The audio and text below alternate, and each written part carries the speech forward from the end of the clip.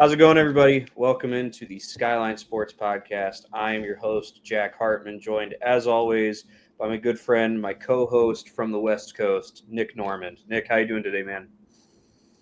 Doing well, Jack. Just got home from the gym, took a shower, feeling fresh and clean. Happy to hop on with you, Jack. I'm just really happy that I get to be alone in my apartment, enjoying the quiet of being able to chat with a good buddy of mine and having dry ground under my feet, something that I hope you can say the same, but maybe not due to some of your circumstances, man. How are you doing? Yeah, no, we're doing good. We had a little, old apartments do weird things sometimes.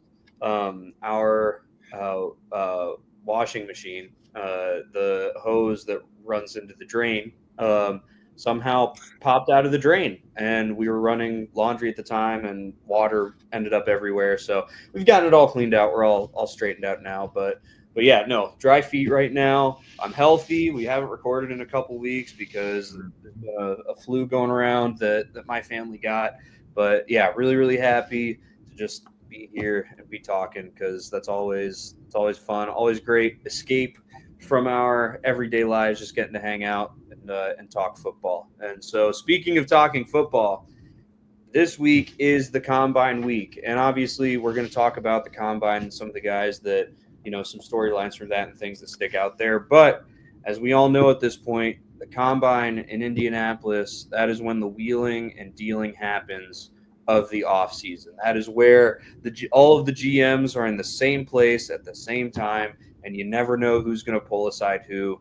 I always like to picture it like group dates on The Bachelor, where one of the ladies just walks over, is like, "Hey, can I steal you for a minute?" And then everybody's like, "Oh, why are they going and talking? And what are they talking about, right?" And so there's a lot of that happening this week. And so we're just gonna hop right in here and talk about some of it, starting with Matthew Stafford, who is on the trade block, question mark. It's very interesting. Matthew Stafford wants more money.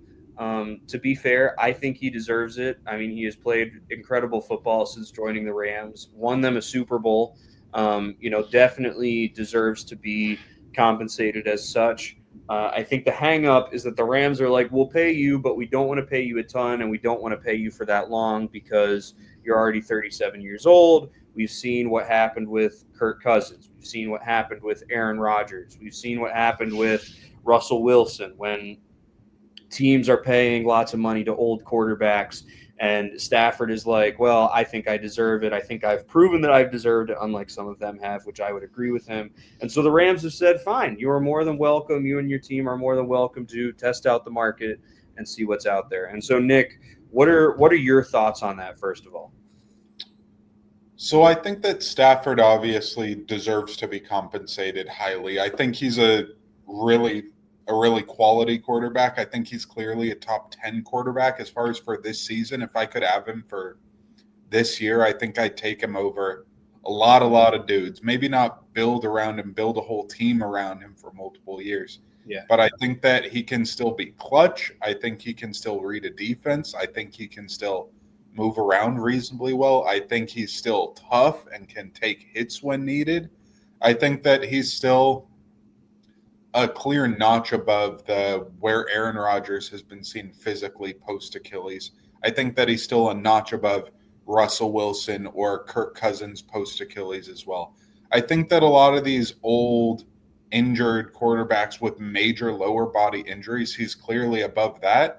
And I think that there's just a whole mess of young quarterbacks in the league that he still has the know-how to be able to outduel. Like, say, for example, like a Jordan Love and with the Packers. Like, I'd rather have Jordan Love like year over year for multiple years, but like Stafford for 1 year, I'd 100% take him over Love.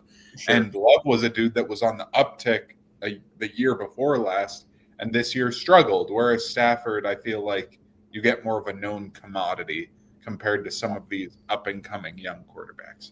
So I'd still really want to have Stafford. If I'm the Rams, I don't get why they would want to let him go. We spoke previously about Cooper Kupp. Apparently the Rams trying to move off of him. If it almost feels like the Rams are kind of trying to reset this thing if they're trying to get rid of Cooper Kupp, if they're trying to move off of Stafford. Feels like they're trying to hard reset.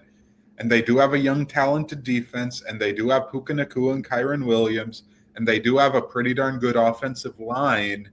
But it feels like because they don't have the QB in waiting, and because they have a darn good QB and a really talented offense and head coach, I don't get why this year would be the year to move off of them. Maybe it's move off of them 1 year early rather than 1 year late. But I think if I'm another team looking for a quarterback right now, like my Steelers, I think I'd easily want Matt Stafford. And like, I think we could win a playoff game with him. I think we could win 2 playoff games maybe with him. Like, I just think he's still that level of commodity to be able to make some waves, especially with the talented team around him. I don't know why he would want to leave the Rams outside of money. And so I feel like this definitely could be a leverage play for money. But I just feel like LA, you got a good coach, a good offense, a good overall team. You have a team that seems to really like you, that you won a Super Bowl with. And so if the money's that big of an issue, I guess you can leave. But I just don't want to be pickpocketing somebody else and counting their change for them, because I think Matt Stafford deserves to do whatever he wants. But I think the Rams will be a really good spot for him, even if it's only 40 million for 2 years or 45 million for 2 years. Like, okay, you could get 50 million per year, but like, is it really that big of a deal? Like, you're already a multi hundred millionaire. And I think riding out your career with a team that's going to be making the playoffs, that's going to be fun, that you're going to be on TV, that you're going to have a legacy here after winning a Super Bowl. I just don't get why he'd want to go to like the Raiders. And I guess Tom Brady's been recruiting him, but like, why is it that you'd go to a team that you got Brock Bowers and Jacoby Myers and like Zamir White? And I really don't know. I guess you could draft a receiver in the first round around him, but I feel like it'd be more of Tom Brady and Pete Carroll being like, "Hey, you're our generation. Like, we played against each other, and like, man, we'd love to have you." And it's like, wait a second, who's their offensive coordinator? What's your plan? When's the last time that you did anything of importance here, right, Raiders? And so I'd go with the known commodity and where I think it'd be a joy to play, and that would be the Rams if I'm Stafford. Yeah, I all indications have said that like what Stafford wants, most ideal situation to him is he stays at the Rams and he gets the money that he wants. He's got 3-year yeah, and I think what it is the Rams realize that they are like that. Basically, their competition window with Stafford isn't closed yet, but it's not open enough that it's worth paying him that much for that long. And so they've said, like, listen, if you find something else that you like better, like that's fine. I think when it comes to Stafford's options, one thing that I saw, and I thought this just hit the nail on the head, is that, if you're Matthew Stafford, you should go to a team that has a really, really good, talented young defense, has a talented, young, good wide receiver one, has a good offensive minded head coach, and could easily be competing in their division and making the playoffs. A team like the Los Angeles Rams. Like, it's like that's the team right now. Again, like, he might be in the position where he's like, listen, I've made money. Yes. I've won a Super Bowl. Yes. But I want to make money and win some more Super Bowls potentially, or I really want to like really make money. And the Rams are like, sorry, we're not willing to pay you that. And so he's willing to look elsewhere. Now, I think if you're Matthew Stafford, you should, be very, very careful and not only play that the grass is greener card. Like, if I'm him, I would rather stay at the Rams for a lower salary and lower years than go to the Giants, right? Like,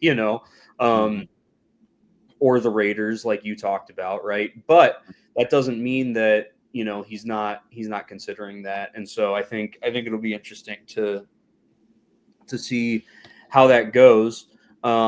one thing that I want to float by you, and then I think we should, because again, it is draft season, we should talk about what the Rams do if Matthew Stafford does get traded and if they do move on from him. But one thing that I do want to float by you, we talked about Cup in our last episode. I think him being available, and that's not just the Rams said. If you want to go find somebody, you can go look. But like the Rams are like, we are actively trying to trade you.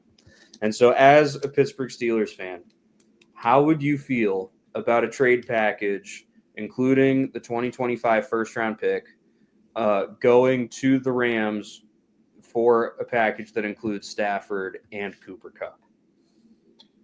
I'd feel okay with that. Like I think that in this draft, I'd be okay with that. I just don't view this draft as having a lot of high end, super impactful dudes.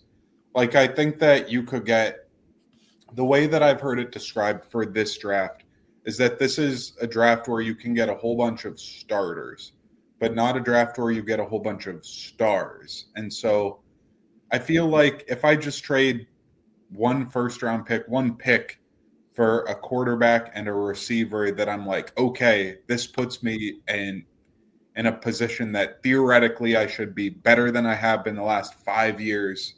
And I feel like I'm more competitive than I have been then. And I've been reasonably competitive, but not able to like actually win playoff games. They haven't won a playoff game since 2016 if I'm the Steelers.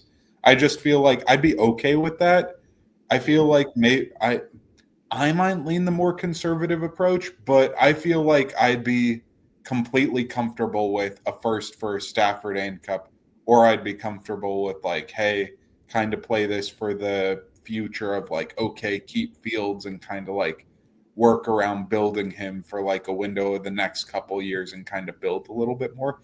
I'd be completely comfortable with going either direction because I feel like a first isn't overpaying for both Cup and Stafford. I feel like the money could get a little bit hairy for both of them since they're older and they probably want some more guaranteed money because they're both older. But I wouldn't be opposed to it. To be honest, like I'd like that for the Steelers, but if I'm the Rams, like I'm not trying to trade either of the like my A1 plan if I'm the Rams would actually be trying to go out and trade for Myles Garrett right now. I'd go full on F these picks and be like, okay, will I trade 2 first round picks and Byron Young for Myles Garrett right now? Yeah, I'd do that and make a run at this year's Super Bowl. If everybody's healthy, I think that they could come out of the NFC. I think they could just absolutely whack somebody potentially and like make it to the NFC Championship at least. And so I think 1 or 2 years of Stafford, Cup, and Garrett, I'd 100% take rather than trade away Stafford and Cup. And then you're in the QB wilderness. Like, I have no idea what that, like, sure, you could go after Aaron Rodgers, who we will probably talk about a little later as far as what are people going to do with Aaron Rodgers. But, like, okay, you got Aaron Rodgers for 1 year. He's literally in his 40s. Like, no good quarter. Brett Favre was good for 1 year in his 40s, and Tom Brady was good in his 40s. No, and Drew Brees, but his arm was kind of shot those years. He couldn't throw it downfield. You're not getting high-end QB play out of quarterbacks in their 40s, not named Tom Brady. And so I don't get why any team will be like, okay, we're moving off this old quarterback to have a rental 1 year for Aaron Rodgers. And then you got to be like, okay, I guess we're going to try and trade up for Arch Manning next year. Like, I just feel like I don't know what the Rams' plan would be as far as if they get rid of Stafford. I have no idea what they could do quarterback position wise. So if I were them, I'd rather push the chips than other way around. I'll tell you what the Rams should do. Okay. I think, and so here's the thing: do I think that they should keep and pay Matthew Stafford? Yes. That being said, I do see the logic of the opposite of striking while the iron's hot. More like we struck, and because of that, the iron's hot. Like almost like opposite in that Matt Stafford has played well. He's had good seasons. Like, it happens in baseball all the time. It happens in the NBA sometimes, but it's like you let a guy play really well, and listen, the future, like the future, does not include this guy just because he's more likely to want to go somewhere else. Another team's going to offer him more money, whatever it is. And so we're going to trade him now when he's at his peak, when we can get the best return on investment for him. And so I do think that it would make sense for the Rams to do that, potentially do that, sign somebody. I don't necessarily think it should be Aaron Rodgers, maybe Russell Wilson, maybe Sam Darnold, maybe Justin Fields. There are other guys out there. Sam Darnold, you're probably not able to get for 1 year or 2 years, but sign some quarterback that you can get for 1 or 2 years. Whatever the trade package is that sends Stafford somewhere, make sure there's either a 1 or a 2 in it. And either you have 2 first-round picks, and so you can afford to, take an offensive lineman, take a receiver, take, one of these, like so many incredible defensive guys that are coming out of this draft. And then with the other pick, or with your second round pick, draft a quarterback like a Jackson Dart, a Kyle McCord, a Tyler Shuck, that, listen, we're not giving up a lot, right? We're using this pick that we got from this other team, or, we're using our second round pick. It's not like we're doing this and then we're also using a top 10 pick on a guy that isn't a top 10 wide receiver. Maybe it doesn't feel like you're reaching as much.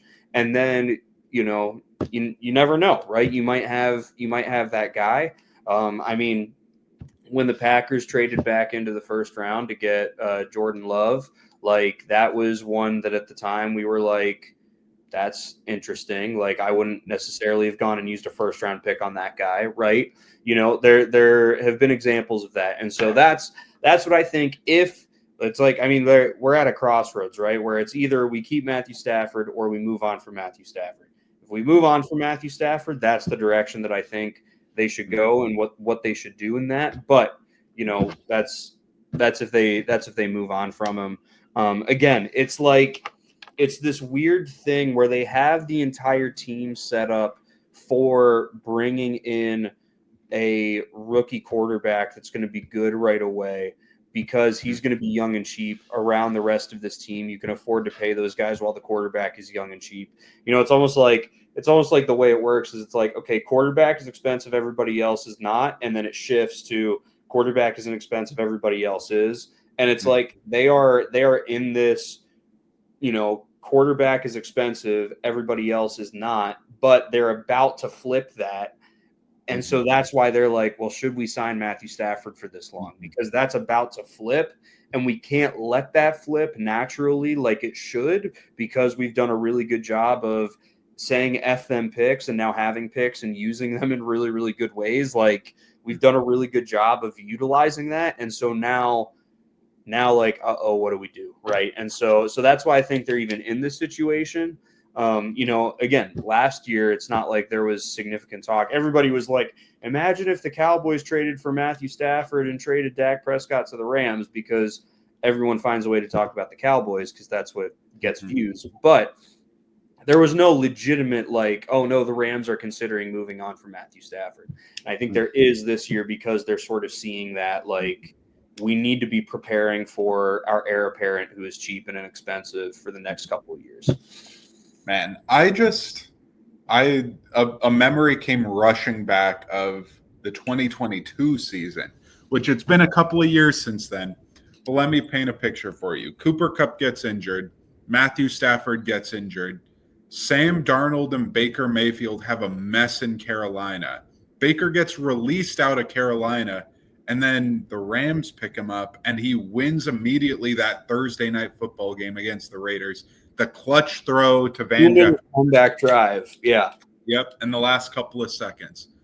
Imagine if after that season, they had agreed to stash Baker as the backup to Stafford for 1 year and then trade Stafford immediately that year. And then they have Baker right now on a reasonably cheap, friendly contract. I think Baker in this Rams offense with McVay, like you could be looking at easily him being the heir apparent. And I think he's that nice level of mid-20s, late 20s, veteran ability to process the game while still being super talented. You trust him with the offense.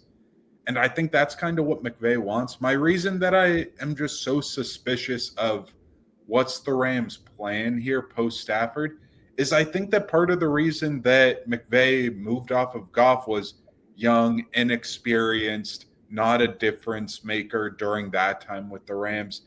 And I just don't see McVay wanting to move back into that young quarterback. Can't trust him to run my offense. Like, I just can't picture that in my head, especially a late round dude that basically will be thrust into starting potentially because you're in the QB wilderness. Or are we talking about, okay, Aaron Rodgers and you draft like a second round dude or a third round dude, and then you got both of them, and it's like, okay, it's weird, but like you're developing this dude in the background. I just feel like I don't see the Rams draft a dude at 20, whatever, wherever they're drafting in the first round, like they draft Dart or something like that, and being like, okay, we're just going to rock with Dart and figure it out. I just don't view that as being a well-run, well-coached team strategy by then, especially based on their recent history.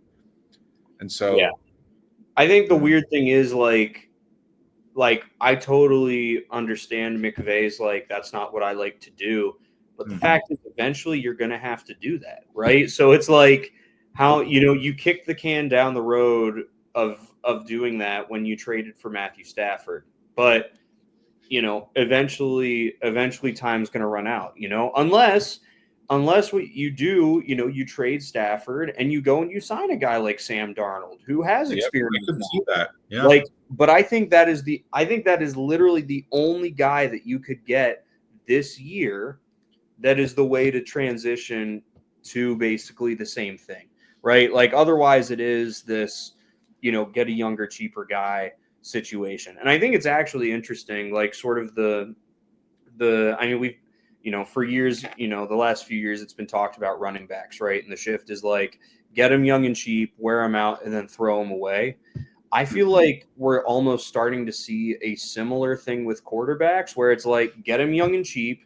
They either blossom and then you pay them astronomical money that will, pigeonhole you for as long as they're under contract because it just means you're just not going to have money to go elsewhere. Or give up on him and get rid of him, right? Like, look at Zach Wilson, Sam Darnold, potentially Anthony Richardson. I mean, the Colts can't give up on him yet, but it seems like they're close, right? Like they're definitely, they're definitely in that market for an older quarterback that's going to come in and compete with him, like Joe Flacco did last year, right? Like if you're not starting to think, hey, maybe this whole Anthony Richardson thing didn't work out, then you're not thinking of bringing a quarterback in like that to compete with him. You're thinking of bringing in a quarterback like that to be the backup because, like, hey, we like AR, but he gets hurt a lot. But that's not what's happening there, right? And so you're throwing away those young guys. The Browns did it with Baker, right? Before it was like offer this guy a contract, and they're like, no, we're done with you, and you threw him away. And so it seemed like Carolina was about to do that with Bryce Young before he had the resurgence that he did at the end of the year. And others, and there are lots of examples. I feel like now it's like, okay, or the Steelers with Kenny Pickett, right? Like I think now we're looking at it like, okay, every year there's going to be one of these quarterbacks that is highly touted, taken high, or taken in the first round, that we're like, all right, well, one of them is not going to work and he's going to get thrown away immediately, right? Or maybe not immediately, but before he hits year 4 of the contract, right?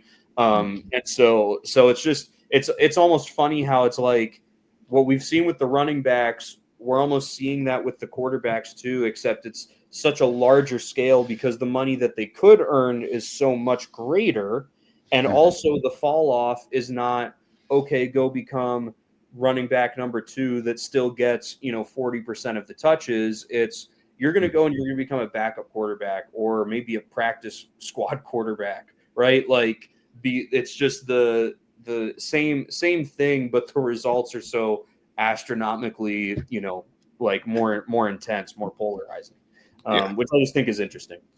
Yeah, I'm there with you. I feel like there are actually a number of rehabable quarterbacks where, like, in the last couple of years, for example, we've had a couple of them that it's like, okay, you go from bust to playing pretty well and getting a nice mid-sized contract.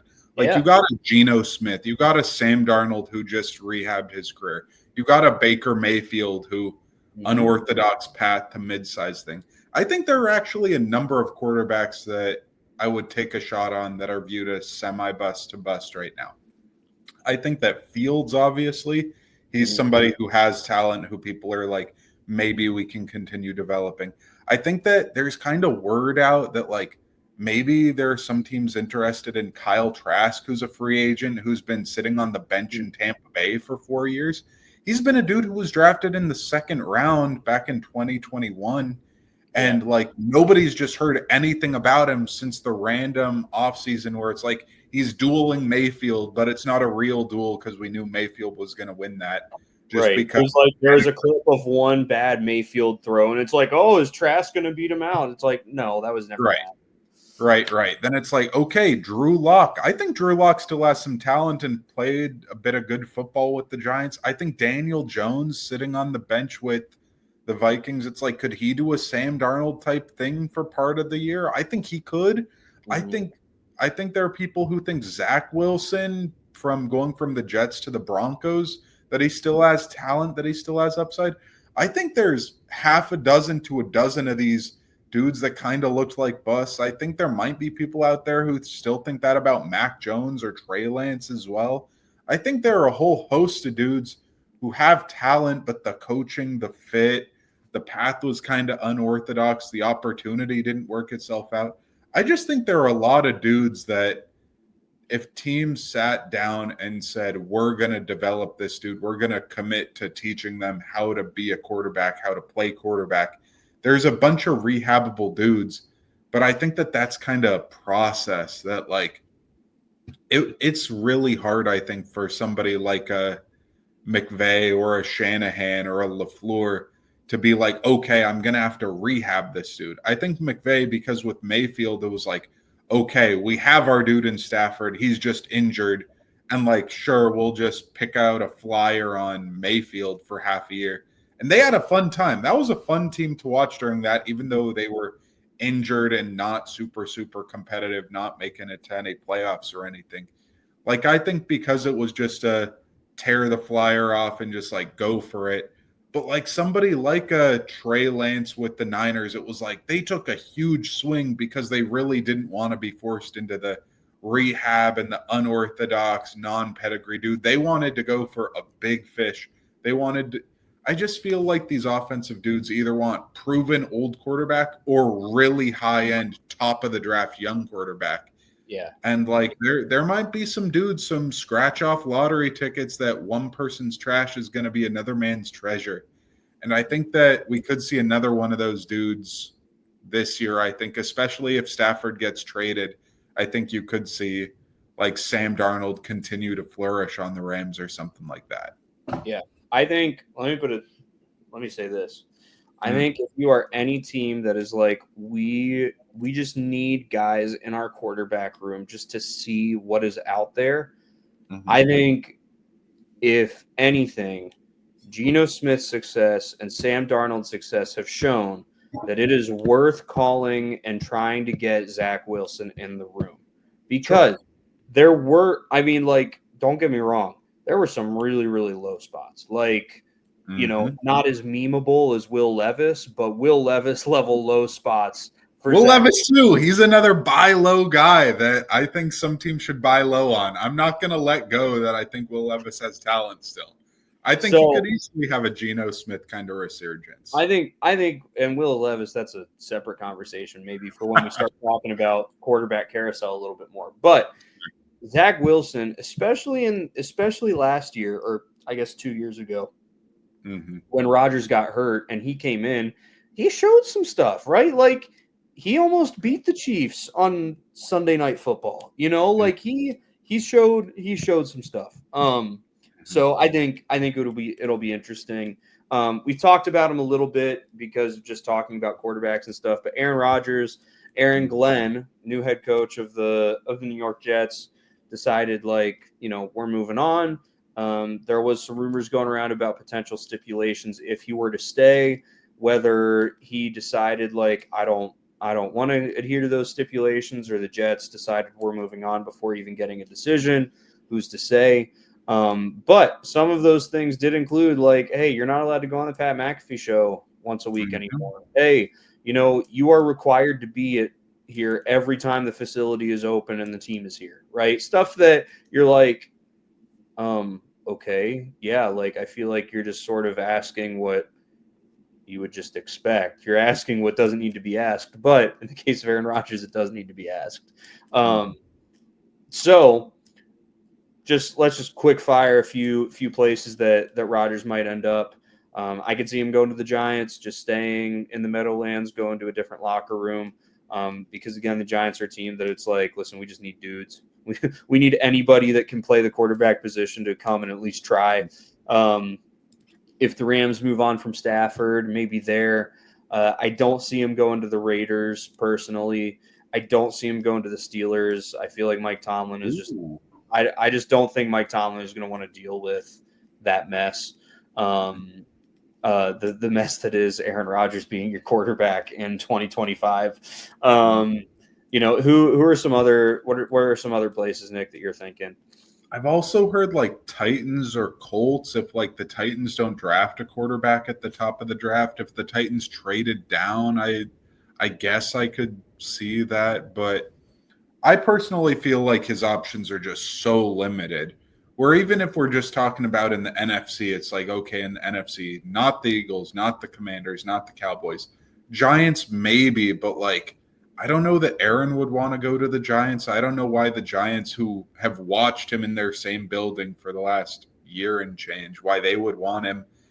Rams, no. Seahawks, I don't think so. Cardinals, no. 49ers, no. Lions, no. Vikings, no. Packers, no. Bears, no.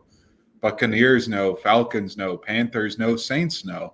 In the NFC alone, they're New Orleans, maybe. I don't know. New Orleans, they're just in cap hell, where I don't think they could do Derek Carr's cap hit and Aaron Rodgers' cap hit, because the dead cap hit for Carr would be pretty darn big. True. I just feel I guess the Raiders, I think the Steelers are a pretty good bet. I guess the Browns, but I don't think so. And maybe the Titans. I think the Steelers will probably be the safest bet out of them all, I think. Just because I think that Aaron Rodgers, to have any success right now, I think needs to go to a good, strong head coach. I think that Aaron Rodgers will eat head coaches alive still to this day. And I think that's kind of what happened to Robert Saleh, who's a strong personality. But I think that ownership just kind of allowed him to go to Egypt, to skip mandatory minicamp, to just be hey, I want Alan Lazard and you to overpay him in free agency. I want my brain's saying Crabtree. Randall Cobb, not Michael Crabtree. Randall Cobb. I want Devontae Adams traded here. I want this dude, that dude. I want Saleh fired. I want whatever. And some of these things obviously not verified, but I think you just need a dude to be okay, we want you because you're talented and you're smart and you're good at football, but we're not just going to let you have your rule of the roost right now. And I think that Mike Tomlin would be able to kind of direct him.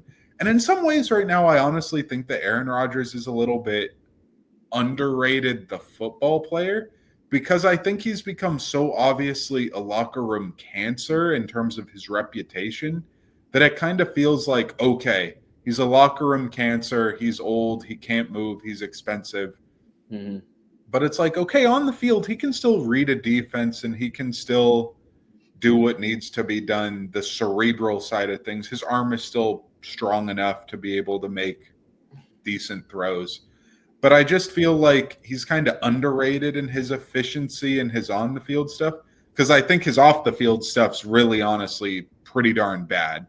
And so I think he's maybe getting a little underrated right now in the media, because I think that there are dudes that are a lot worse than him or that have worse reputations than him that people would go for more. I think that simply Aaron Rodgers is somebody who's going to have a very limited market. But if I'm the Steelers, I think I definitely take it.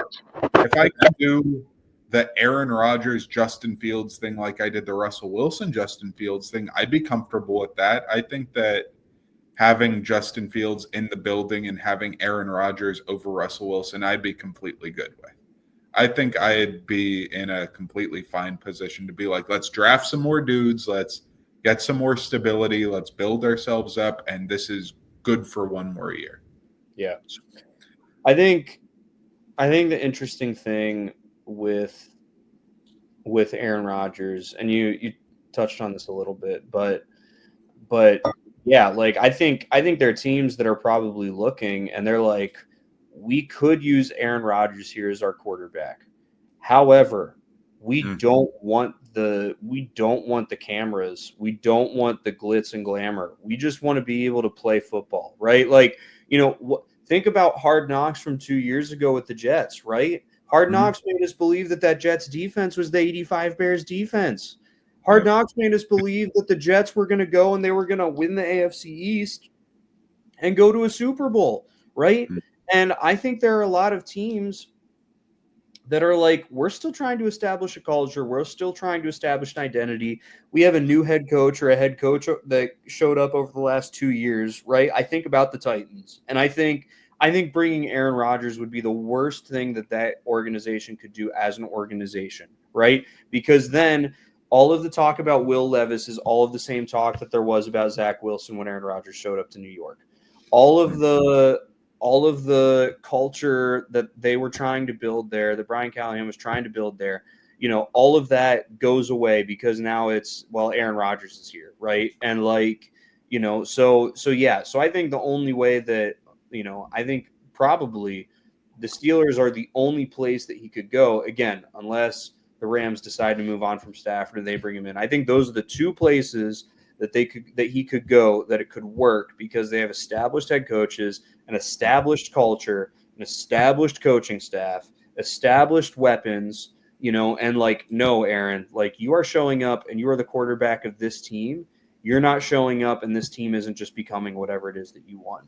And the fact is, I don't know that that's what he wants. I recently watched, what was it? Enigma was the name of it, the 3-part documentary on Netflix about him and his ayahuasca stuff and some of his upbringing and other stuff and his rehab through the Achilles injury and stuff like that. And I watched it thinking, that is a guy that still wants to play football and still feels like there's stuff that he can do and he wants to prove. But that doesn't look like a guy that wants to play football if it's not on his terms. And that's sort of that's where I think the Aaron Rodgers situation is at. Mm-hmm. Yeah, I'm there with you. Feels like his ego could catch up to him. Definitely. Let's move on, though, because we are almost 40 minutes in and we haven't talked about the Combine at all. Combine started today in Indianapolis. We talked about some of the wheeling and dealing that's going on, but there's some Combine storylines of stuff that's going on with the actual college prospects that are there showing up to perform at the Combine to help their draft grade. The first one, the biggest one, is the Abdul Carter edge out of Penn State. In some people's opinions, mine included, the best player in this draft. He has a injury in his foot. I think it was some sort of like a compound fracture or something like that. Nothing too serious. There was a letter that was sent out by a physician that Carter is under his care, saying basically like, he doesn't need surgery. He'll be perfectly ready to go by the time, you hit mini camp, or it was, if he does get surgery, he'd be fine to go by the time you hit training camp in the fall. If he doesn't do surgery, which I don't think is necessarily needed, he'll be good to go by OTAs and by minicamp. And then it was further announced today that he's not going to have surgery, that consultation with other doctors, they all said like he doesn't need surgery. He's just not performing at the Combine this week. but will be performing at the Penn State Pro Day unless there's another setback.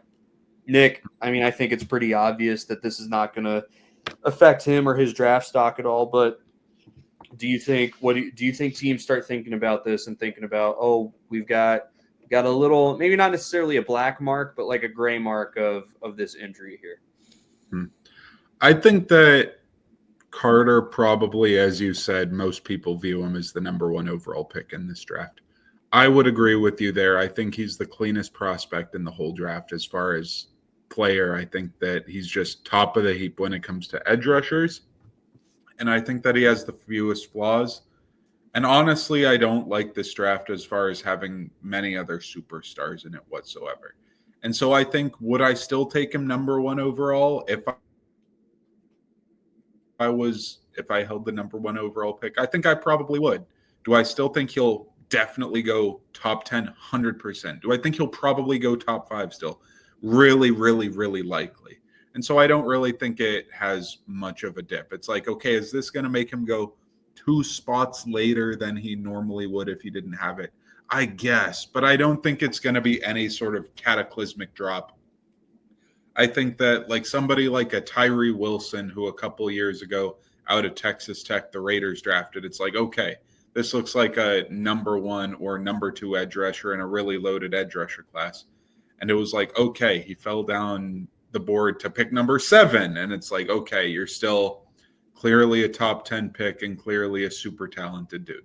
He hasn't panned out, obviously, but he was very, very talented coming out in that draft. And so I just feel like Abdul Carter, a cleaner, more explosive prospect, it's pretty clear he's still going to be a top 10 pick and really nothing to worry about. If he's not number 1, I'm not going to sweat it. If he's not top 5, I'm not going to sweat it. If he's not a top 10 pick in this draft, if nobody in the top 10 picks him, then I'm going to be really concerned and be like, okay, did he have like a bunch of other injuries people didn't know about or some other long-term issues that the doctors at the combine or wherever found out about?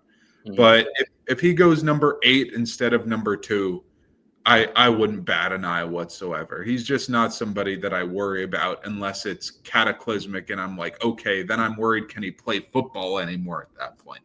But right. But the level he's at is just undeniable right now. Yeah, I don't see this hurting him or him dropping. I mean, I don't see this dropping him out of the top 5. I mean, maybe there are like trades that happen that would knock him out of the top 5 just because there are teams that are trading up because they desperately want a guy that plays a different position.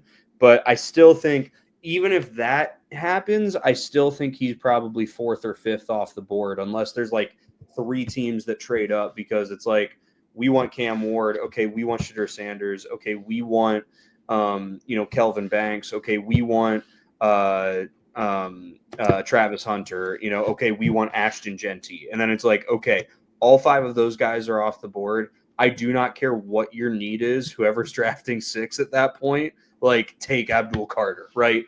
But again, that would require a lot of that. That would be, surprising, to say the least. So Carter is an opt-out of the combine due to medical reasons. But Nick, you and I were talking about this. There are a lot of players that have opted out of the combine this year, particularly players that are potential first-round picks opting out of the combine. Some of them for injury reasons, others for protecting themselves, I guess. I don't know. I'm just going to read through a list of names here of guys that have opted out. This includes due to injury as well as some other things. But then I want to give you my take sort of on some of this when it comes to players opting out. So players opting out include Shedeur Sanders, quarterback, Colorado. Travis Hunter, corner, Colorado. I say corner because that's what he was invited to the combine to perform as. Abdul Carter, edge, Penn State. Ashton Genty, running back, Boise State. Jalen Walker, edge, Georgia. Michael Williams, edge, Georgia. Mike Green, edge, Marshall. Kenneth Grant, defensive tackle, Michigan. Mason Graham, defensive lineman, Michigan, will participate in the bench press only. Will Johnson, corner, Michigan. Colston Loveland, tight end, Michigan. Walter Nolan, defensive tackle, Ole Miss. Siobhan Revelle, corner, Eastern Carolina. Josh Simmons, offensive tackle, Ohio State, and Benjamin Morrison, corner from Notre Dame. And so here's sort of my take on this is there are some players that are opting out because of injuries, and that obviously completely understand. They're going to have their pro day on their campus later as an opportunity that then they can perform if they're not able to go at the combine. Totally get that. There are other guys that are opting out though because they are avoiding something, right? And I think the best example of this is Will Johnson, the corner out of Michigan, right? Because everyone's talked about he's had a great career, got hurt last year, hurt his foot, was out for most of the season, and basically all of the talk is Will Johnson will be a top 10 pick if he runs this time at the 40-yard dash, or he will be a top 25 pick if he runs this time at the 40-yard dash. And the way I see it, again, there's a reason that I'm not a scout for an NFL team. It's because I don't have the credentials, I don't have the experience, and I don't know what I'm talking about. I just act like I do when we record this podcast. However, if I am a scout in the NFL, I'm thinking one of two things. One, okay, well, you're too slow. Like, you not running, you choosing not to run when it's like, well, are you fast or are you slow? You deciding, well, I'm not going to run so you can't find out, pretty much tells us the answer. You're slow. Or I'm thinking, like, okay, do you have what it takes to play in the NFL? Do you have that dog in you? You're shying away from this, right? And I know that seems harsh, that seems rash, that seems drastic, but seriously, it's like, you know what? If Will Johnson is like, you know what, it doesn't matter what I run because I know that I'm the best corner in this draft. If you're going to talk that talk, then walk that walk by showing up and running it. And whether you run a 4.53 or a 4.37, you know I have nothing to worry about because I'm the best dude here. I'm the baddest man here. And so he's the biggest example of that. There are other guys, again, like I know Ashton Genty had this great season. In my opinion, he should have won the Heisman if I was a voter. Again, I'm not because I don't have the credentials. I don't know what I'm talking about most of the time. But if I was, I would have given it to Ashton Genty. And so there's definitely, I do think there's merit to the idea of like, well, I proved myself. I put all this stuff on tape during the season. I showed what I am. No, you don't need to see anything else out of me. And like, I understand that thought process, but I just disagree with it because again, like, if Ashton Genty is the standard for running back, right? Like you show up and set the standard. If Shedeur Sanders thinks everyone's wrong and he's better than Cam Ward, then don't opt out and show up and throw right after Cam Ward does in all of the quarterback drills, right? Like that's the way I see it. We were talking earlier and I was suggesting, like, hey, does the NFL potentially have a problem when it comes to the combine with these opt-outs, because like what happens if, say, we're already at the point in college with bowl games, as soon as the season is over, if you're not in the playoff, you're transferring elsewhere. And so we have Ole Miss playing Duke in a bowl game against a Duke team that literally doesn't have half of their starters, right? And it's like, okay, well now if we're doing all of these opt-outs from the combine, are we going to get 15 quarterbacks here and none of them are the top 5 quarterbacks that are actually going to be taken in the draft? And at that point it's like, okay, well then what's the point of this? And so that's my fear as we've moved into this. College football is now semi-pro football. Players are like, I've earned my money, I've made my money already, I don't need to, I have nothing to prove, that sort of thing. Mm-hmm. Mm-hmm. I'm just not one to jump on, okay, the NFL has a combine problem. If we think about last year's combine, for example, there were just a ton of badasses who did a damn good job at last year's combine. Couple dudes who stand out. Malik Neighbors was stamped easily a top 10 pick, top half of the top 10 pick, in my opinion. I think he was better than Marvin Harrison Jr. then, and I think it now. It's what I believe. And he was that dude in college, and he's that dude in the NFL. And he ran the 40-yard dash because he's a badass and because he knew I'm a badass. I don't need to do this, but I'm just that bad of a dude that I'm just going to prove to them I know how confident I am in myself, and that when I show up, I'm just going to be able to put it all out there and show them I'm better than they thought I was. I'm even more badass than they thought that I could ever be. And he's been right about that. And say, for example, you also take the receiver who Kansas City drafted, who I'm blanking on it, Worthy, who they took in the first round.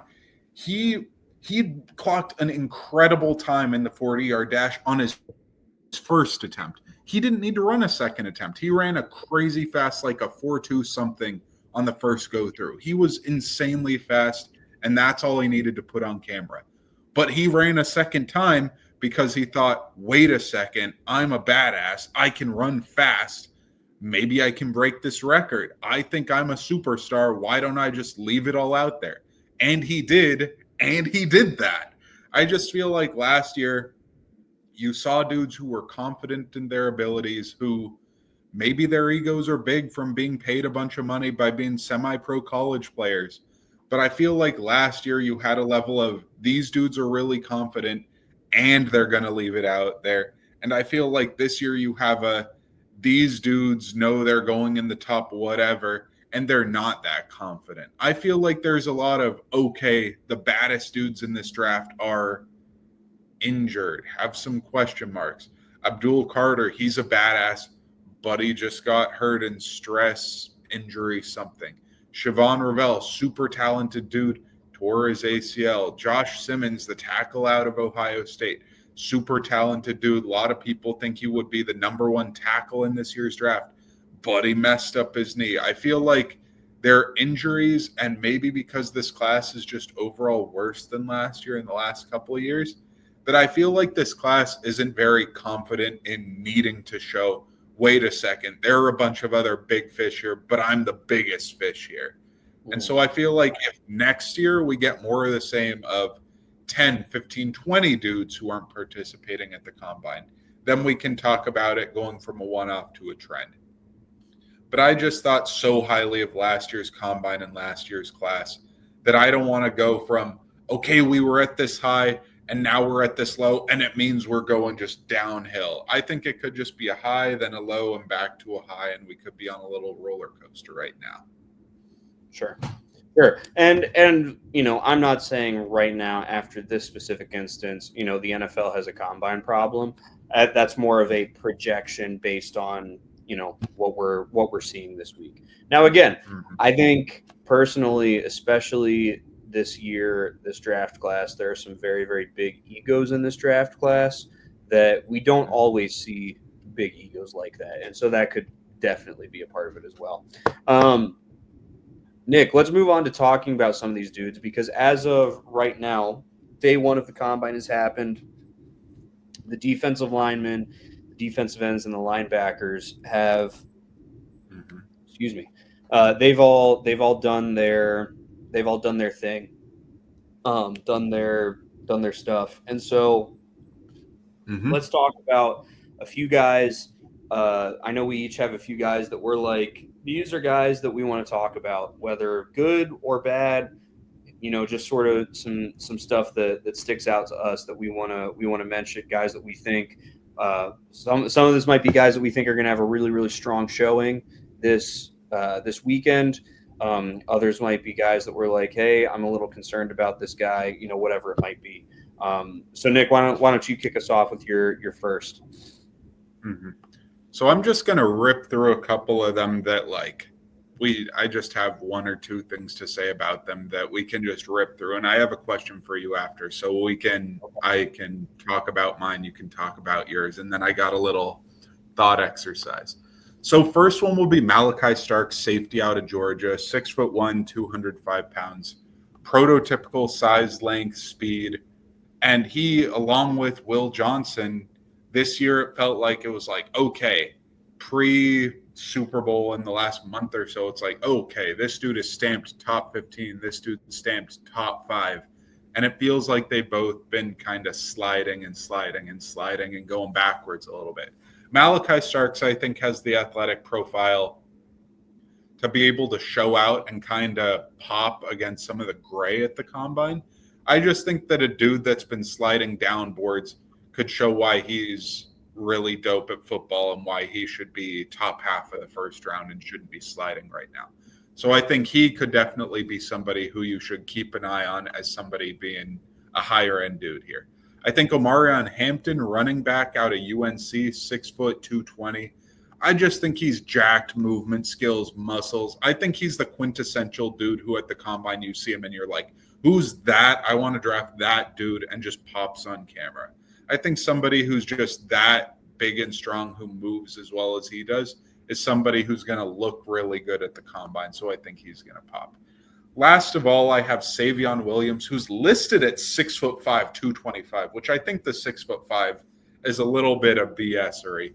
But I think he could be the most athletic dude at the whole combine in the whole draft, to be honest. I think that he's a dude who really at the next level, if somebody unlocks him, that he could be something unbelievable. But I think that right now, my comp for him, we kind of talked about this before recording. I think he's really well built to be what Cordero Patterson was coming out as, like a floor kind of mid-level. That could be what he could be. Where I want him returning every kick. I want that dude returning every punt. I want that dude touching the ball a ton because he's going to make a dude miss. He's going to spin move, juke, outrun a dude. I want him in the backfield. I want him zone runs. I want him sneaking the ball. I want him on draws. I want to throw screens to him. I just want to use him a bunch. And so I think a freak athlete like that, who honestly, I think he could push Genty to be even a freakier athlete with the ball in his hands than Genty. And so I just feel like he's one dude that I really, really want to see more, that makes me want to just love him even more because I love Savion Williams so much. What kinds of dudes do you have to like keep your eye on? Are you looking at your Syracuse dudes who you know and love so much? Do you have some other high like first round dudes, or what are we looking at here? So I do have one Syracuse guy that, you know, like I'm always, I mean, I'm wearing my Syracuse shirt. I've got the spin painting and the poster right there. And this up here, if none of you have ever noticed, that is actually a piece of the original roof to the Carrier Dome. So a few years ago, they renovated. They used to have one of the inflatable domes, and so it was canvas, and that is actually part of it. So of course, I've got one Syracuse guy here, but I do think that it's probably of them the most legitimate one to sort of be like a, hey, the stock should be rising, and this week is really going to help the stock rising. But before I get there, it's actually interesting. You talked about a few guys, all of them, you've got positive things to say about them. Outside of my one Syracuse guy, I've got guys that I'm like, hey, I think you got to be nervous about, right? And so for starters, Shamar Stewart. Shamar Stewart is your classic look the part guy. He just does. He's got great measurables. He excelled today in the edge room, running the 40, other stuff like that.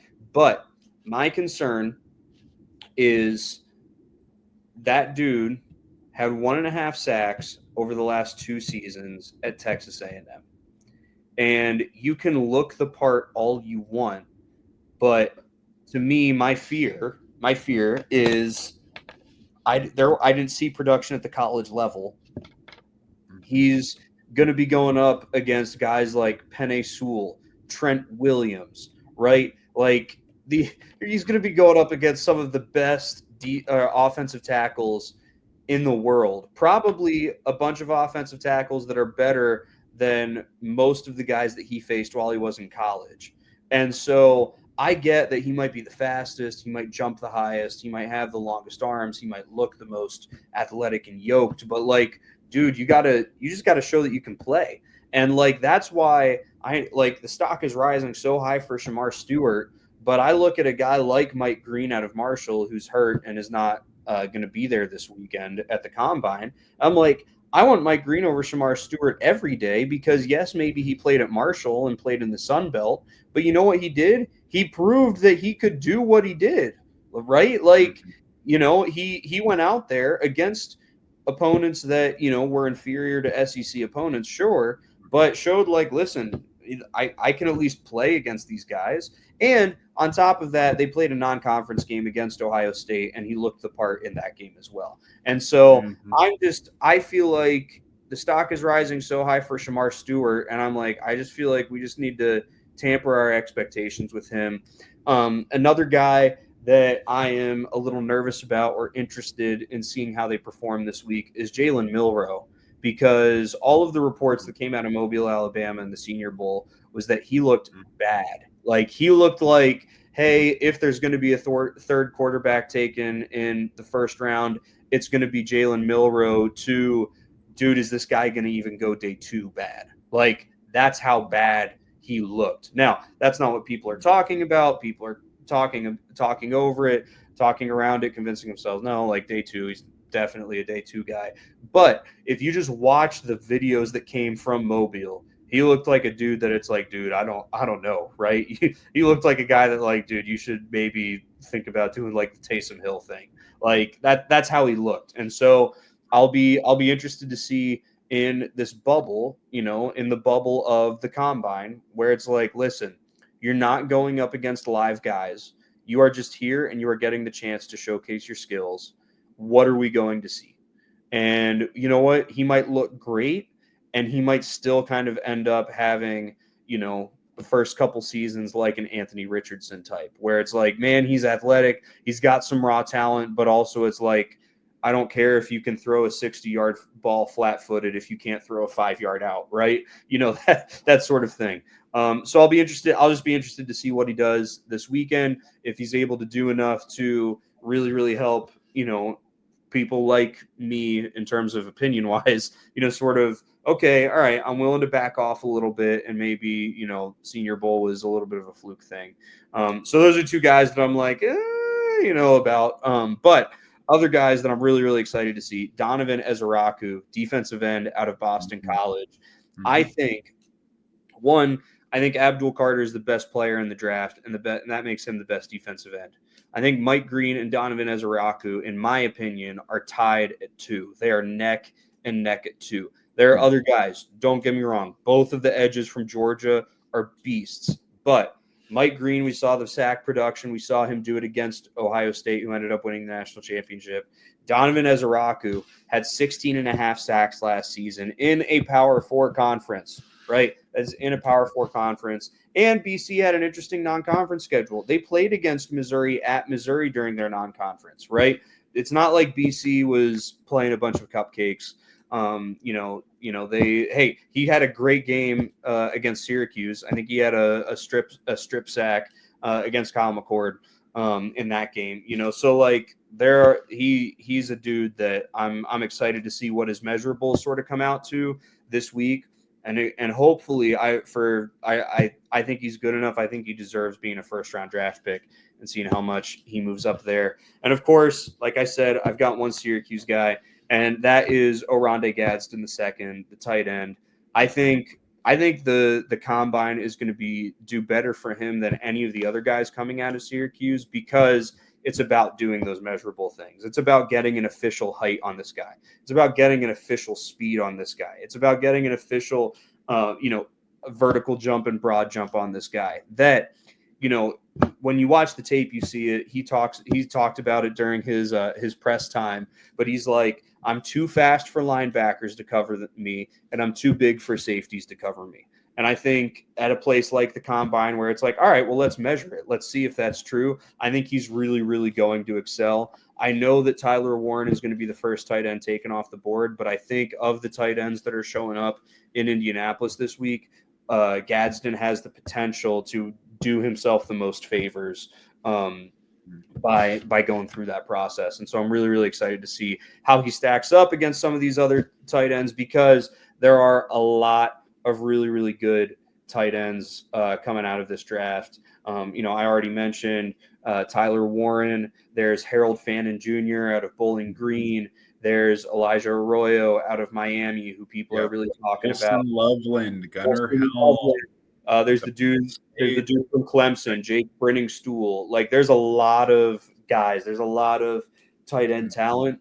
And so it's going to be one of those things that it's like, all right, well, you don't need to take a tight end super high because you're going to be able to get a good tight end end of day 2, day 3. But it still means that there has to be those top 3 guys that go off the board. And so I'll be interested to see how they all perform here this weekend at the Combine and who sort of does themselves the most favors in terms of moving up there. Mm-hmm. I feel you there. Hopping back a little bit to Shamar Stewart, talking about 1.5 sacks in the last 2 years. I feel like my mind takes me back to like Jason or Odafe. I don't remember which one he went by or what he goes by now. Owe out of Penn State, who was a freak pass rusher. He's on the Ravens now. Like he had a bunch of measurables and he had 0 sacks in his last year. 0 sacks. But whenever he was on the field, he was being a total just game wrecker and just beating the offensive tackle in front of him. They threw doubles at him. They would throw running backs at him to help block. They'd throw a bunch of chips at him.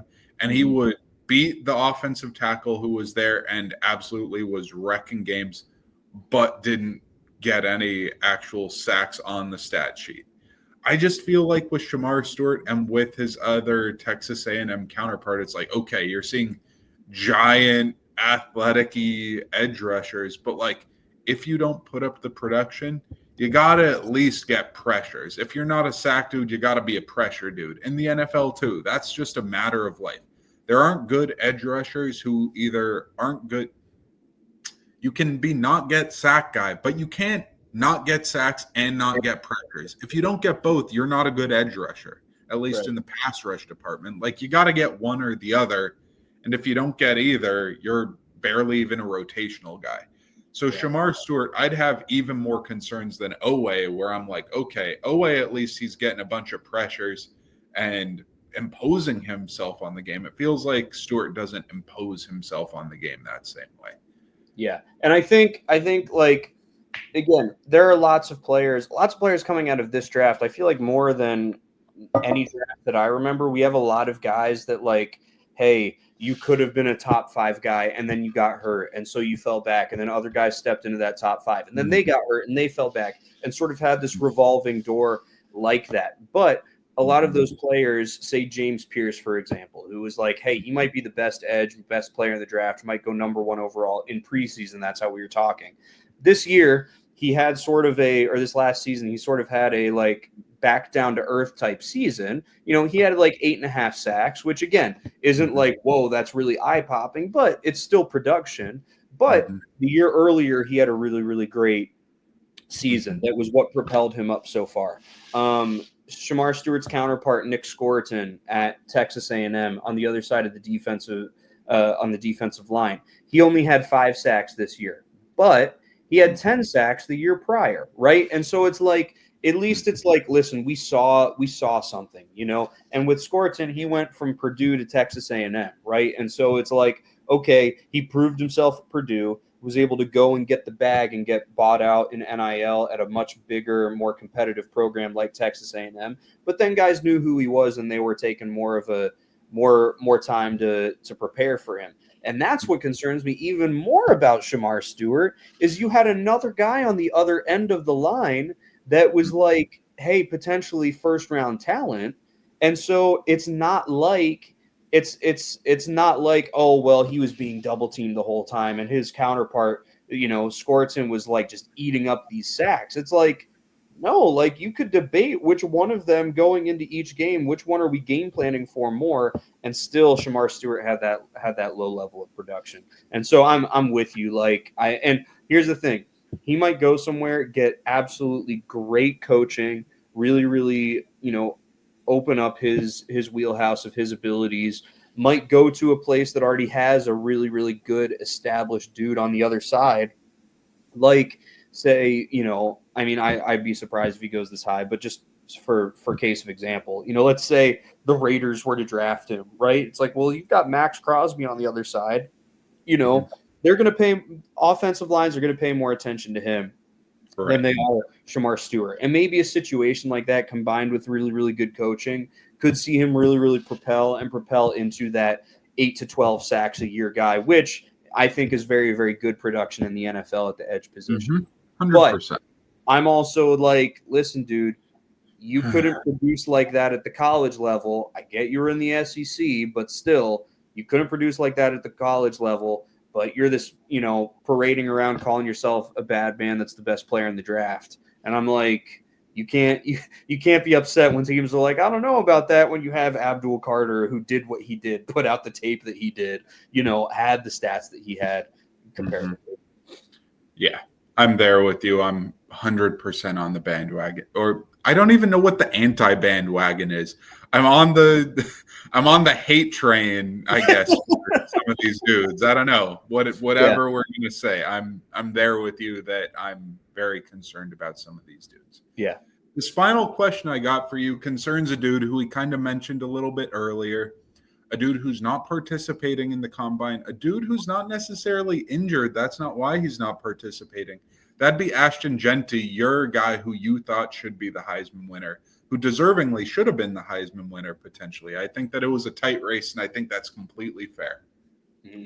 But with Ashton Genty, I have this question specifically for you. Specifically, you're a Lions fan. You got to see Jahmyr Gibbs get drafted high, and you got to see Jahmyr Gibbs be an absolute stud behind a Lions offensive line.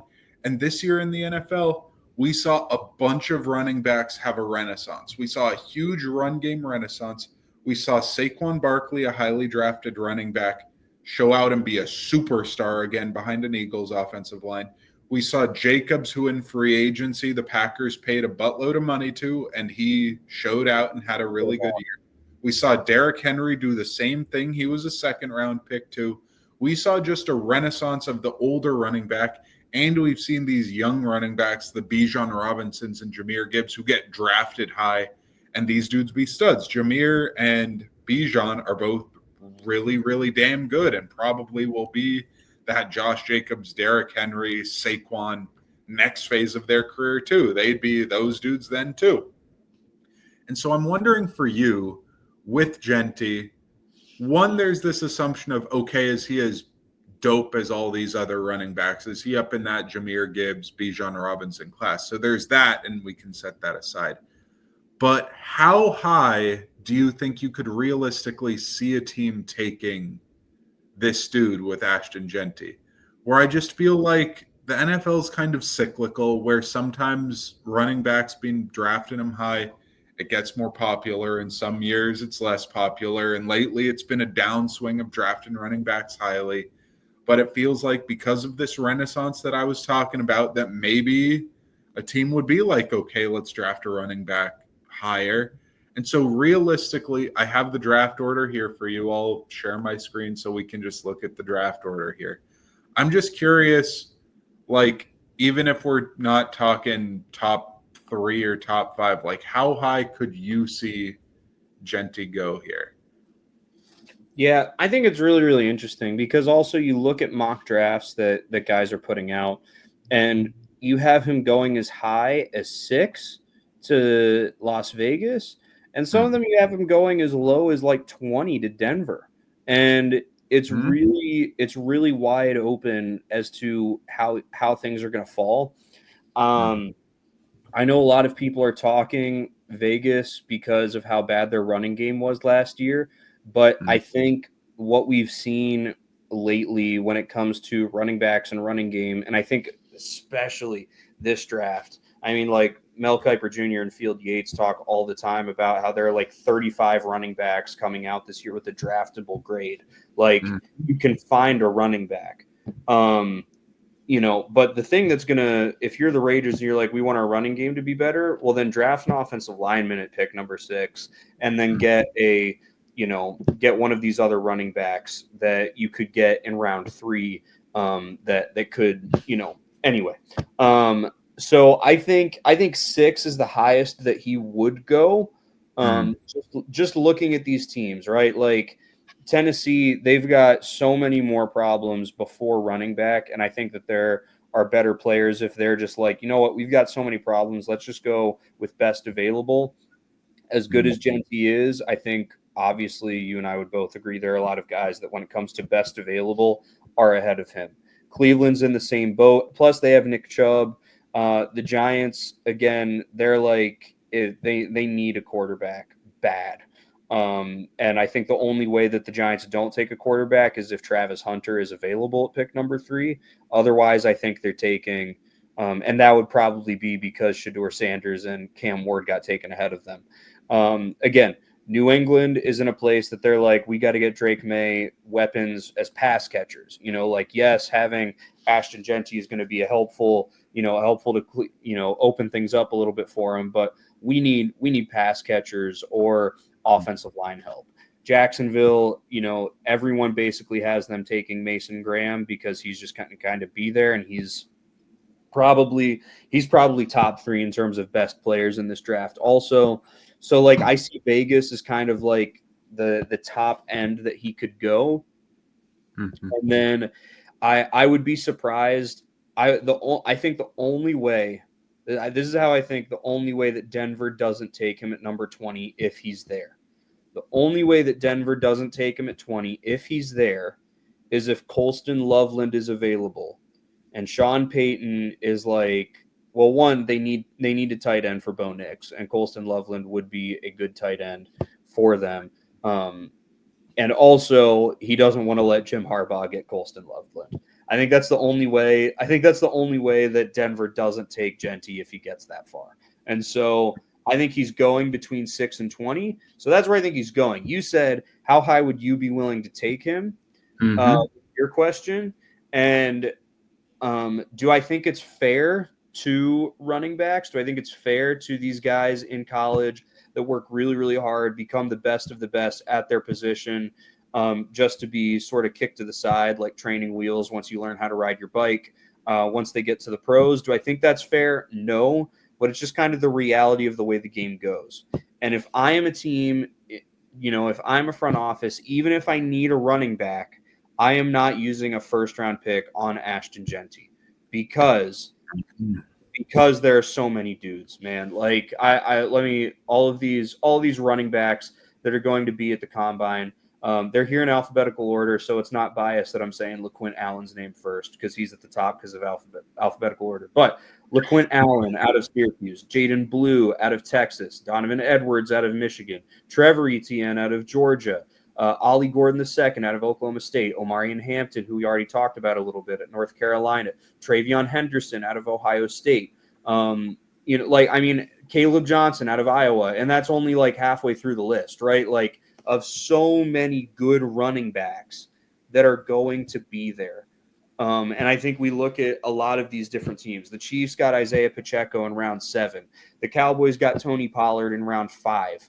The Packers got Aaron Jones in the 4th round, right? Like, we see this Bucky Irving out of Oregon, who Tampa Bay has and loves. He was not that high of a pick, right? Like, that is sort of what is turned into the way the running back position gets drafted. As crazy as it is like just one step above like punters and kickers when it comes to, well, we know we'll be able to get them in rounds 5 through 7. Like, running, seriously, that's how far off running backs are. No way. It's crazy when you think about it because of how, I mean, like, when I think of a running back, I'm thinking of, if you have a running back 1, if you can get a running back 1, you are getting a guy who's probably going to touch the ball on 50% of your plays, because he may catch passes out of the backfield, but if he's your running back 1, it means most times that you are handing the ball off, you are giving it to him, right? And so, like, that, if you think about it that way, it's almost on the offense the most important position after quarterback, because the quarterback touches it on every play, right? If you're looking at it from that perspective. But that's just not the way the league looks at it. And so someone's going to take Ashton Genty in the 1st round. Ashton Genty deserves to be taken in the 1st round, but I would not use a 1st-round pick on Ashton Genty, especially in this year's draft, because of the running backs that I know I can get later. Heck, if there's a team that wants to trade up with me in the 1st round because Ashton Genty is there when it gets to my pick, like, I'm trying to bid them up as high as I possibly can, and then immediately taking that trade to trade back so that they can give me their 1st and a 3rd, to move up 2 spots to where I am, or I can maybe get more out of them, and then with that extra 3rd round pick, I can go draft, a whoever, Ollie Gordon II, and be like, bam, I got a running back, So that's just the way I see it. Ooh, man, I just feel like you saying, oh, running backs like kickers and punters, like throw them down there and figure it out. I'm like, I don't know. I feel like running backs kind of more tight endish, where it's like, okay, you see a generational tight end or a generational running back. It's like, okay, between 4 and 13, it's like Bowers was a generational tight end. Kyle Pitts, generational tight end. 4 and 13, like even a superstar tight end. It's like, okay, Bijan, okay, Saquon. It's like, okay, not number one after that, but still top half of the first round. And I think Saquon was worth the number 2 overall pick. I think agree. the Giants' offensive line was that terrible. Where watching Saquon's running back highlights in college at Penn State, I literally said to myself watching them, this dude should be wearing a gold jacket right now. This dude is that level of player. He's that level of prospect where I just see him being as clean of a prospect, as superstar, as surefire as anybody could ever bet on. And it's not that it's proven true, but like he's had a messy career with injuries and not perfect play with the Giants. But I think, would the Giants do that again? I don't know about that. But would basically any other team be like, oh, yeah, do you want a Hall of Fame running back? You got to use a top 5 pick for it. They'd be like, oh, I'm the Broncos GM at number 5. Yes, I'm going to draft him over Bradley Chubb. It's like Bradley Chubb's good. Saquon should be wearing a gold jacket at the end of this thing. I feel like you just don't see these dudes all the time. And so I'd be okay being like, okay, this is a superstar. Let me just use a first-round pick on him. So that's where I'm at. I think you're right in the range, though, of 6 and 20. So I think you're right on the money with that. I'm there with you. And I think that's where he will get taken, and I think that's where he deserves to get taken. But, for example, I think the gap between Ashton Genty and a running back that you really like, Brashard Smith out of SMU, is a lot closer of a gap than, say, the gap between Will Campbell out of LSU and Cameron Williams out of Texas, right? Like, okay. I think the gap between Genty and Brashard Smith is a lot smaller than that gap. And so if I'm in a position where it's like, listen, I need an offensive tackle and I need a running back. Those are 2 big needs for me in this draft. I would rather use my, top 10 pick to get Will Campbell, knowing that I can get Brashard Smith way later, then use it on Ashton Genty and realize by the time it gets to me that I could get an offensive tackle, I'm drafting a guy like that. No disrespect. No disrespect to Cameron Williams, but you know what I mean? So like that's the perspective that I'm looking at this as, and I think that's the perspective that most of the NFL is looking at it these days. Mm-hmm. And again, it's sad because, like I said, kind of tongue in cheek, the whole thing about the running backs and where they get drafted.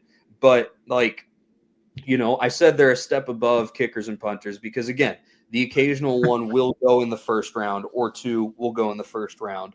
But teams are looking at it like, listen, when was the last time that a team won the Super Bowl that their leading rusher was a running back that they drafted in the first round, right? It's been a long time. Saquon Barkley. Sony Michel with the Patriots out of freaking Georgia. And he wasn't even that good with the Patriots, but I'm there with you. Fair point. But you know what I mean? Like, okay, Saquon Barkley may have broken that long time of a team won the Super Bowl and it was a first-round pick running back that they had as their leading rusher. But he was a first-round pick running back by a different team, And so again, that's the perspective that I'm kind of looking at it as. So sure. But it's a good question. It's an interesting thing that we'll see how it plays out come draft night, what happens with him. It'll be interesting to see, and I think, again, talking about measurables here at the combine, I'm sure that Ashton Genty will perform, at his pro day. It'll be interesting to see, like, okay, when you look at the measurables, how close is Omarion Hampton to Ashton Genty? You know, it's like, okay, well then you know, it makes you start to think about how much separation is really here. So Yeah. I'd just be a little bit concerned if I'm a team drafting in the back half of the rounds, where I think Gentry's going to go first half of the first round. So if you're in the second half of the first round, you're not getting a first round grade running back. And so it's like, okay, then you got Johnson out of Iowa and you got Hampton out of UNC. If you're drafting at 50 in the second round, I think that Johnson and Hampton might be gone at 35 or 40. So I think maybe you'd be getting then a third round running back in the second round. I think that if you're in the late third round, as far as the picks, I think that you could see somebody like a Judkins or like what's Henderson out of Ohio State, who you might view as third round backs, be like, okay, they're third round backs, but they're early third round backs, so you don't even get them. So I'd just be a little bit concerned if you're a second half of the round team that you have to overdraft a dude. So that to get like if say for example, if like who's a team back half of the round that needs a running back. If you're a Washington Commanders and you wanted to draft a running back, like they're not getting Genty, they're just not. But would they have to use their first round pick to get Johnson or Hampton? Yeah, they would, because they're just not going to get a shot at him probably in the second. And so they would have to overdraft a dude. And so that's kind of the quandary, I think, for some teams in this draft, that you'd have to overdraft a running back. Yeah, and I think we may see a team, you know, that's in that position, needs a running back in the back half of the first round, and you know, this might happen on day 2 in the back half of the second round. Trade back with the team that's early in the second round or early in the third round, so they can get that guy, get, you know, it not be an overdraft, to get a little bit of compensation. But one of the things that I know, this is where you and I differ significantly on this. We've not argued, but we've discussed and debated about this a lot when it comes to, you know, when it comes to guys getting drafted and where they get drafted based on position and stuff like that. And the fact is, it might seem like an overdraft to take a guy with a third round grade at running back at the end of the second round. But you know what?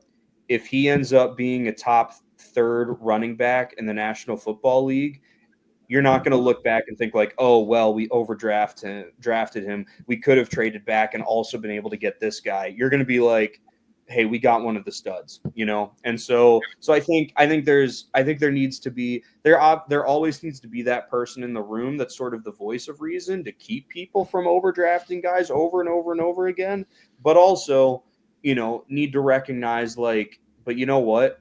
We really believe in this guy. And if we're right and we think we are, then it's not going to matter that we took him, you know, 15 picks earlier than maybe he otherwise would have gone. So. Right. I'd just be concerned if I was at like 25 and it's like, okay, I have Mike Green on the board and Genty's gone, so you got Johnson or Hampton. And it's like, well, running back's a big need for us. Like, we need a running back.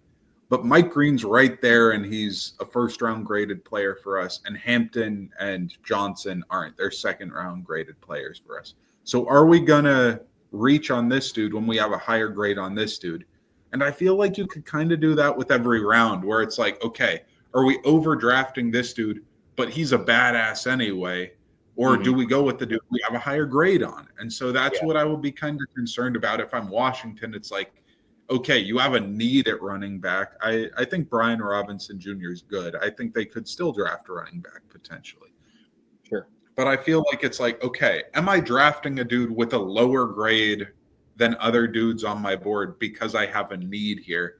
And I feel like running back's just a position where the decision of what you want to do as far as need with it, you feel like you can always push it back. And so I feel like it's a harder position to overdraft sometimes, or to make that decision to overdraft.